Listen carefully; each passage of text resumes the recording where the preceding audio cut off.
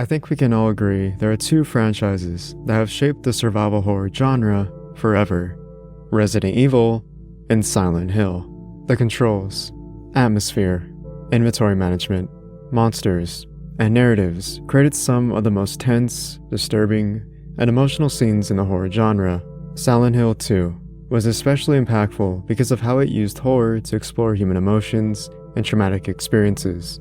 In this installment, we explore the feelings of depression and grief through James, as he has to face his selfish actions, which led to Mary's death. The game is littered with symbolism and layered metaphors that help us piece together a tragic story of love, pain, and guilt. Over 2 decades later, Silent Hill is still revered as one of the most pivotal games in survival horror, and has been the inspiration for many of the genre's more recent titles. In this video, we're looking at an indie survival horror game that takes some of these classic mechanics, visuals, and storytelling we've come to know and love to explore the scariest parts of being human. Welcome to DECAY.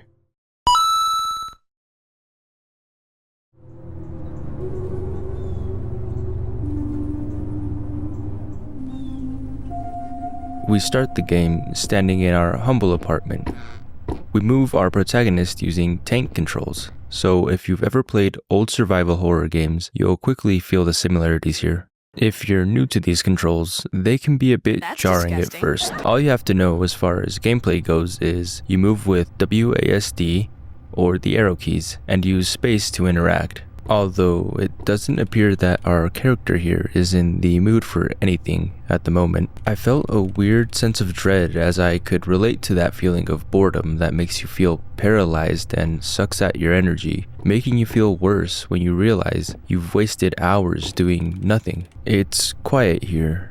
Nothing but the sound of our footsteps, the ambient sounds of the outdoors seeping through our open balcony, and the sound of the text as we try and find something of interest for our protagonist.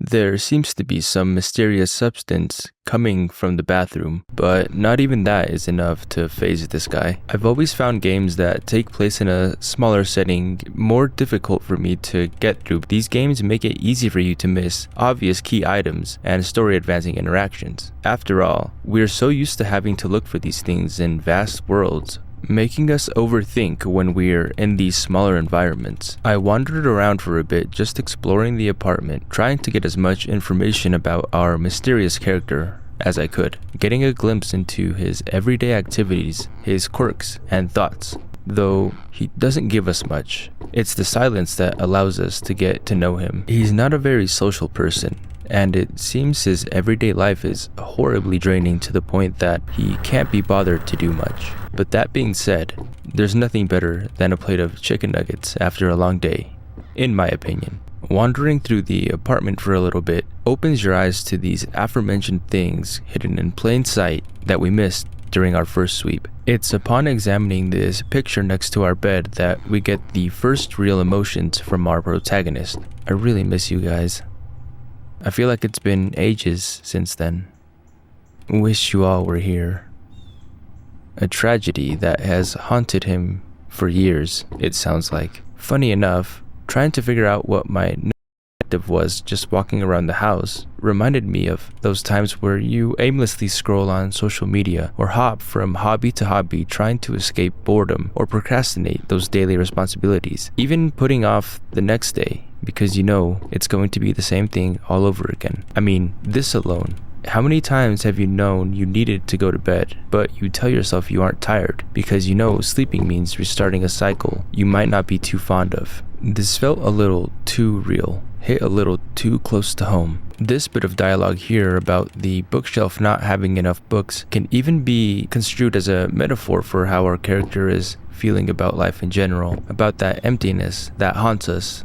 I glitched through the bathroom door a little as I was exploring the apartment, so at least we know we have to come back here later. But for now, it looks like we're finally ready to get some sleep. We recount our day,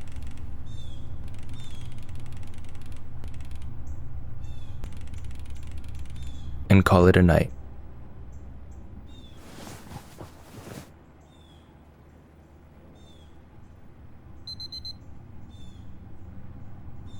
Unlike the beginning, we start this part of the game in the morning, so let's see what our routine looks like.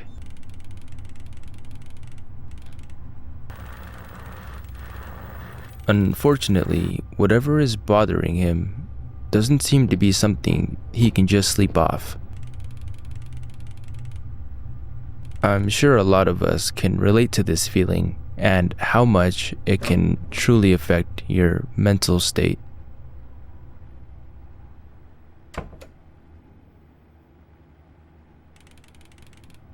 It looks like today was a bit better, a step in the right direction.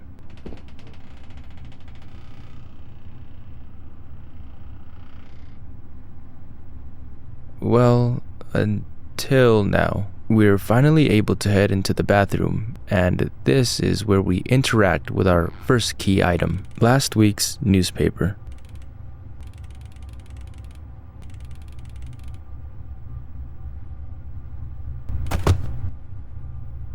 Well, this is the first day he's been motivated to do much, so I think we owe it to the protagonist here to check out whatever that sound was.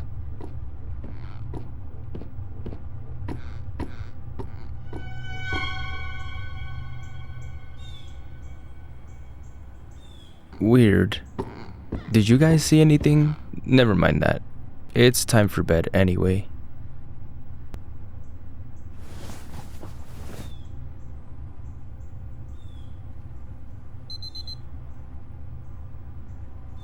On the third day, we start to see some more of that weird substance seeping from the ceiling above our clock, and some more coming from the kitchen. Still, to our protagonist, it isn't quite bad enough yet to take any action. Or is this something that only we can see? Oh, it looks like there might actually be something on for once, so we'd better take advantage of that. Another flu going around?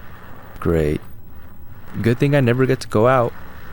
I guess this is somewhat of an optimistic view, and now the real horror begins. Going back to work.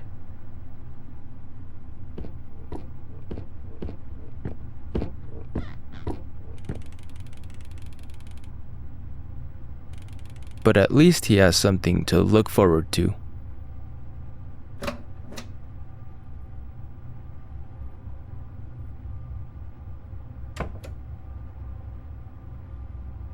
Upon returning from work this time, we see a more optimistic side of our character. Sometimes it really is the little things, and it looks like our luck is starting to change. But at the same time, I guess life has other plans in store. Jeez. This damn flu is really spreading, huh? I have a bad feeling about this. No sense in stressing about that right now, though. I think we need to focus on the positives here.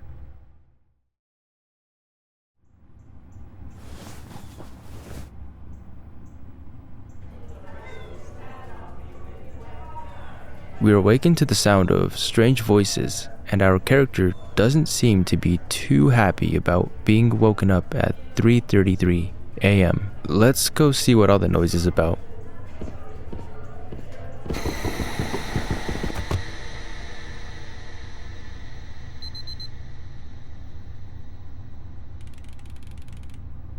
Either it was just a bad dream, or the weight of dread is finally starting to take a toll on us. But nothing can get in the way of this day. Are you sure about that, bud? First impressions are everything. After all, it still looks like he's not ready to start putting together a routine quite yet, one step at a time. But at least he's feeling a bit more confident. We hear the phone ring, and this is where we get our first sense of control over the game. Up until now, we've been going along with the story without much influence on the outcomes.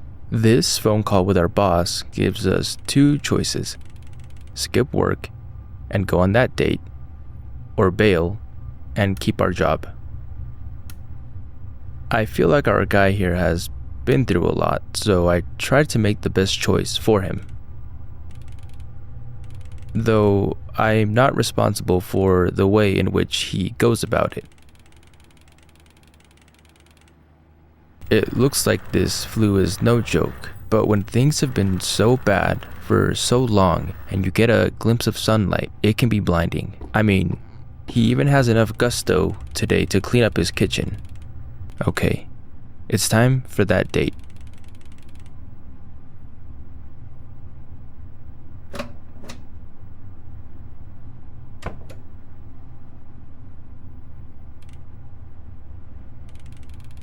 And it looks like it went well.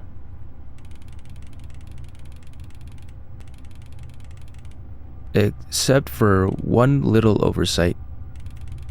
Something I noticed in the dialogue here is the guilt. Despite knowing about what's happening with the flu and still taking this girl out to a carnival, he wants to believe it couldn't have been that, but rather food poisoning. I say want to think because though we don't know much about our character, he seems like a pretty smart guy, so there may be some denial happening here. Oh my god, this flu is getting serious. We should all quarantine? Symptoms start appearing within the 2-hour mark. What if... I hope she's okay. I'll call her again in the morning.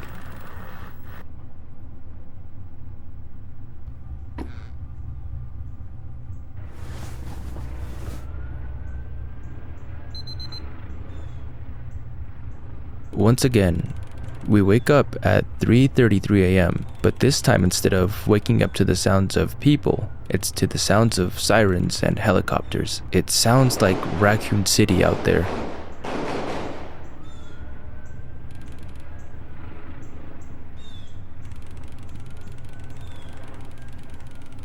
The fact that this is his first reaction really shows us that he wants to hold on to that little bit of joy he's experienced so far. Something I think we can all relate to some extent. We naturally want to feel happiness, and when we finally get it, the thought of having it taken away makes us protective over that joy. Is it? Before anything, we should probably check on her.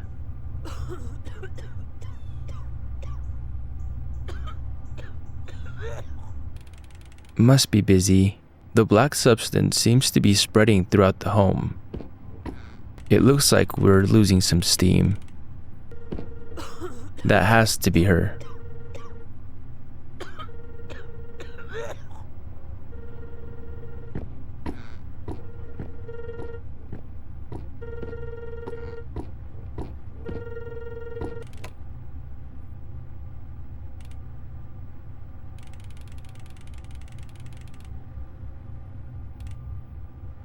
Remember how I said that joy in the midst of chaos can blind us? It seems like reality has unfortunately come crashing down, and hard.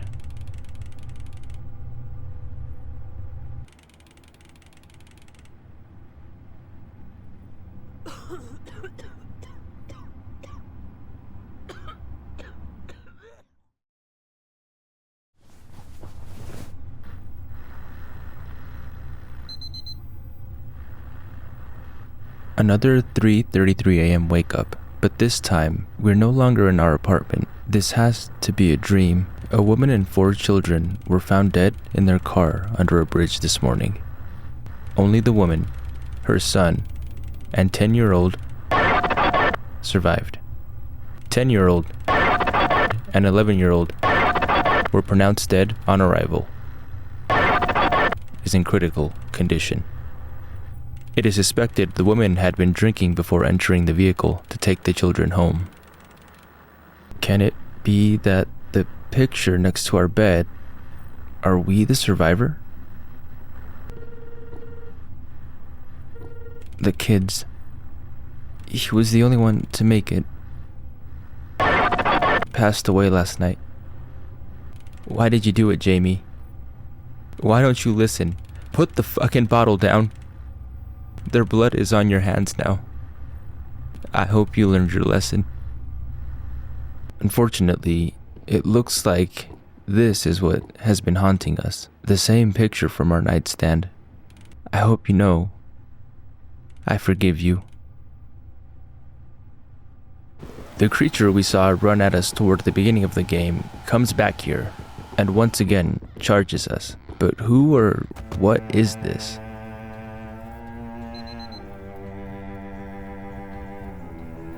Whatever it is, it looks like it's finally taken over. What we just saw is the bad ending to DECAY, so that means there's a good ending, and with how this game has made me feel up until now, I want to end this playthrough on a good note, if it's an option. As you can imagine, the game plays out pretty much the same until you get to the phone call with your boss. We'll be responsible this playthrough and actually go to work. Choosing this option saves the girl from catching the flu, but unfortunately it sends our protagonist down a spiral of paranoia.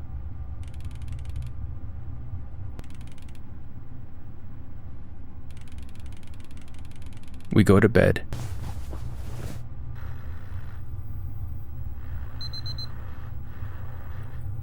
And once again wake up to relive this sequence with the same story, the same dialogue, and even the same creature encounter. Upon waking up this time, though, we get some more gameplay. The apartment has seen better days, but we see something strange. Our character is actually hungry for once. He actually wants to do something, but the food seems to have been a casualty of whatever is spreading. We have some messages to look through. From mom, work, but nothing from her. And again, dread starts to take a hold of us. Heading to the bathroom mirror, we see the thing that has been appearing throughout the game, so it's safe to assume that this is us, or at least the worst parts of us. The loneliness, the guilt, the dread, the embodiment of what have we become? What am I doing with my life? And can we ever escape this? It seems to be getting worse.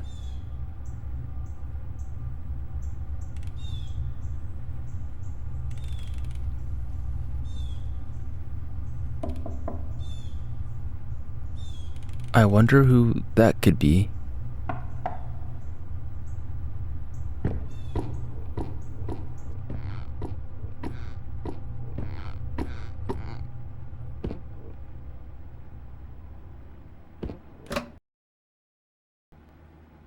It's you.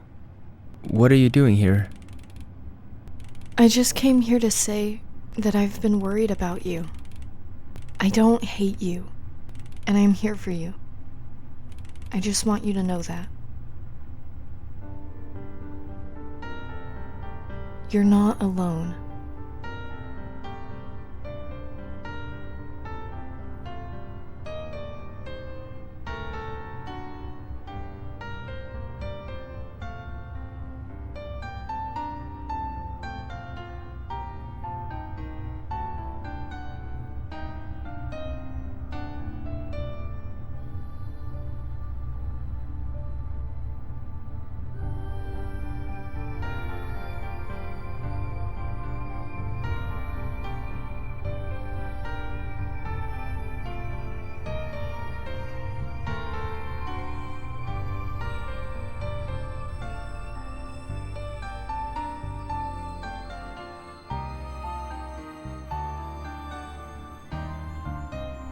Who doesn't love a happy ending?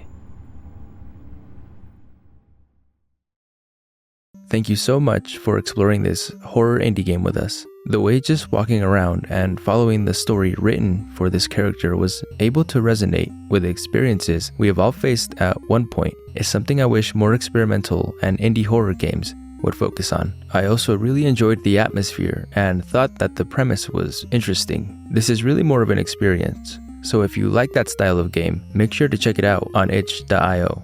A big thanks to Charlie C for their voiceover for the unnamed girl's dialogue. I'll link them in the description, so please check them out. And a huge shout out to Silent Archives for kicking this video off. If you love the Silent Hill series and other survival horror games, make sure to check out their channel. You won't be disappointed.